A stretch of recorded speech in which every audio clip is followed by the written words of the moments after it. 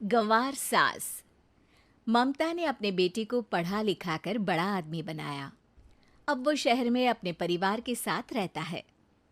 एक दिन ममता का बेटा रोहन अपनी पत्नी आलिया से कहता है, अरे आलिया, सुनो, माँ अब से गांव में नहीं रहेगी। वो हमारे साथ यहीं रहेंगी शहर में। उनका कमरा आज नौकर से बोलकर अच्छे से साफ करवा देना। ओह, आज तो मेरी किटी पार्टी है, फिर मुझे जिम और फिर शॉपिंग। ठीक है, कल करवा दूंगी। अब अच्छा, लेकिन माँ के सामने ये कपड़े नहीं चलेंगे। हाँ, तुम्हें साड़ी या सूट पहनना होगा। अरे बिल्कुल भी नहीं। मेरे मम्मी पापा ने इतना पैसा लगाकर शादी इसलिए नहीं की थी कि मैं अपनी मर्जी के कपड़े पहन ओढ़ भी ना सकूं। अरे चलो, गुस्सा मत हो, लेकिन कुछ दिन तो माँ की खुशी के लिए कर सकती हो ना। लेकिन आलिया मानती नहीं। माँ आती है सिंपल सी साड़ी, झोला और चप्पल पहनकर।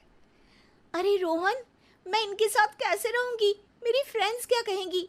ये तो पूरी गंवार लग रही है। आलिया, माँ गांव में रहती थी इसलिए ऐसी हैं। तुम आज ही माँ के साथ जाकर उनकी पसंद की शॉपिंग करवा देना। इनके साथ घर के अंदर रहना मुश्किल है, बाहर तो मैं कभी भी ना जाऊं। रोहन को आलिया पर गुस्सा आ जाता है। माँ, ओ माँ। हाँ बेटा। वो माँ को ले जाने के लिए उनका हाथ पकड़ता है कि अरे माँ, तेरे हाथ अभी तक इतने कड़े हैं, तूने इसका कोई इलाज नहीं किया? अरे बेटा, इसका कोई इलाज नहीं। वैसे भी मुझे कोई शर्म नहीं कि मेरे हाथ मुलायम नहीं है, क्योंकि इन्हीं हाथों से मेहनत कर मैंने तुझे बनाया है बेटा। अगले दिन। माँ, मैं ऑफिस जा रहा हूँ। कुछ लाना हो तो आलिया को बोलकर फ़ोन करवा देना। रोहन के जाने के बाद, आप ना आज कमरे में ही रहिएगा, घर में पार्टी है, मेरी सहेलियां आ रही हैं, मैं उन लोगों के सामने आपको नहीं ला सकती हूँ। ठीक है बहू, लेकिन तुम कहो तो मैं कुछ खाने को बना दूँ तुम लोगों की पार्टी के लिए। वो लोग सिर्फ कॉन्टिनेंटल या थाई फूड ही खाते हैं। कोई बात नहीं, कभी इंडियन खिलाने वाला कोई मिला नहीं होगा ना।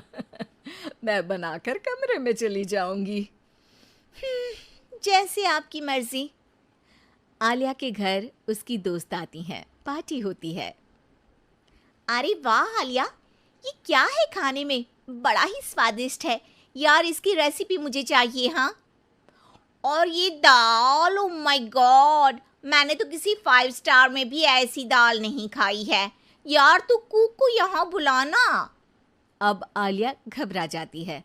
हाँ हाँ हाँ, क्यों नहीं, माँ जी ज़रा बाहर आइए। आलिया की सास सिंपल सी साड़ी और गांव के अंदाज में आती है। अरे बहू, क्या हुआ? खाना पसंद नहीं आया क्या? बहू? अरे ये गांव से दिखने वाली औरत तुम्हें बहू क्यों बोल रही है? कौन है ये? वो हमारी नई नौकरानी है। सास बहू की बात सुनकर बहुत दुखी हो जाती है। वो सर झुकाकर जा ही रही होती है कि एक सहेली बोल पड़ती है। अरे कहाँ जा रही हैं माँ जी? वो उठकर उनके पैर छूती है। जीती रहो बेटा। क्या है ना, आपकी शक्ल बिल्कुल मेरी माँ जैसी है। पता है आलिया, मैं शहर पढ़ने आई और फिर शहरी हो गई, लेकिन मेरे माँ पापा तो आज भी गांव में रहते हैं, बिल्कुल इनके जैसे ही हैं। आप यहाँ बैठिए ना आंटी, आप सच में बड़ी खूबसूरत है और आपके हाथ का खाना तो लाजवाब है।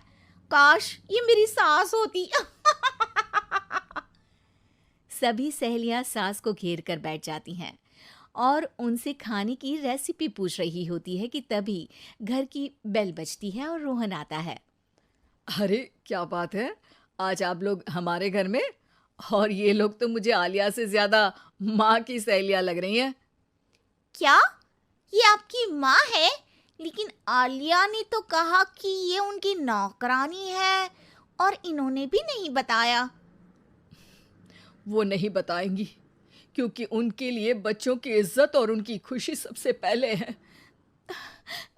मुझे माफ कर दो, मुझे इन्हें तुम लोगों से मिलवाने में शर्म आ रही थी कि तुम लोग क्या कहती?